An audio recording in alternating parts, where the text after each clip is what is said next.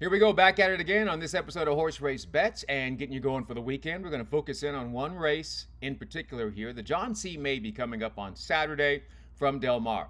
Really nice, competitive, well-rounded field going a route of ground over the turf course, and we think we can get ourselves a price. Let's take a look at it. All right, so here we go. Grade 2, John C. Mabee Stakes, Saturday, Del Mar. Mile and an eighth on the turf. Race number 9. 9 runners signed on. So let's start taking a look at the important horses to kind of focus in on.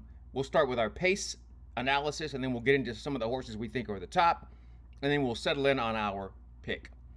So certain horses like the 8, Baltic Fire, morning line 12-1.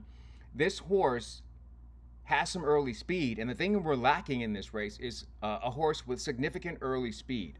Not even just significant, but declarative, demonstrative, meaning that we know they're going to go to the front end, right? The 8 has early speed, and the only chance, in my opinion, they have to win is they have to be up close. And you see the last time they went a mile and an eighth, 3 starts back, they had the lead, and then they lost it. I think that's how they have to be involved at a mile and an eighth. They have to be up there close. But they will also have some company because other horses are making changes. Kentucky Gal, 12-1 morning line. You can see the situation going a mile and a quarter, 2 starts back, showing speed. Going a mile and 3/8 last time out, sitting somewhat close. They put the blinkers on. That should give them more gate speed. I don't know if it's going to guarantee them being on the front end. However, if you know jockeys and their tendencies, it will help you. Edwin Maldonado is a send rider. He is an assertive front end rider. Kentucky Gal will be in the first flight.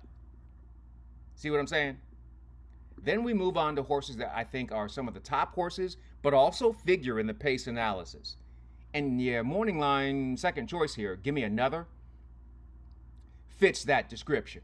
So she showed some speed in the grade 2 Canadian at Woodbine. Field of 6, and she ended up with the lead. I don't think she necessarily wanted it. They just ended up with it.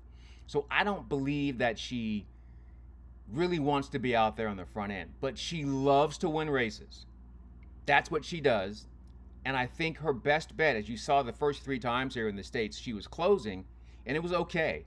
But I think she wants to be close to the pace and not saving that kick for too late. So I think she'll be closer. She won't dictate the pace. Although Juan Hernandez is also an aggressive, assertive rider. But I just don't expect her to dictate the pace at all. I expect her to be in that flight. And then there's the horse that'll be wherever Give Me Another goes, Maduro's going to be right next door. This horse also has early speed, but Umberto Rispoli is not a send rider either. So I don't expect them to be on the front end. They'll be close as well. And you see the last time they went a mile and a mile and an eighth as a 3-year-old filly, they came from off the pace.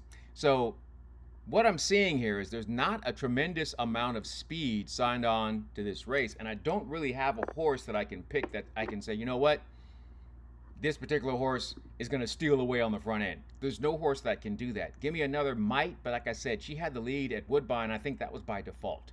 I don't think that's where she really wants to be. But when I take a look at all these horses, and I know that Give Me Another is a threat, I know that Maduro's a threat, but I really feel like it's going to come right back down to a horse that is a little bit better than Maduro. And it's also the horse who was your defending champion. Hang the Moon is back. And Hang the Moon won this race last year from way off the pace. But you can also see that that's not how she really needs to be. She can be closer. She won back-to-back races last year, graded stakes events, sitting pretty far back in the Mabee and the Rodale Drive. Things did not go well in the Breeders' Cup. Those things happen, right? And so since then, she's been a little bit closer. Coming up this weekend on Saturday, I think second off the layoff, I think she'll be in the third flight of runners, but I think she has a great kick. She has lots of class. She's won this race before, and she's value. She's 5-1 on the morning line. Hang the Moon will be no shorter than 9-2. Give Me Another and Maduro will take all the action. I believe they'll take all the action. Even Public Assembly, the number 2, that filly will take some action.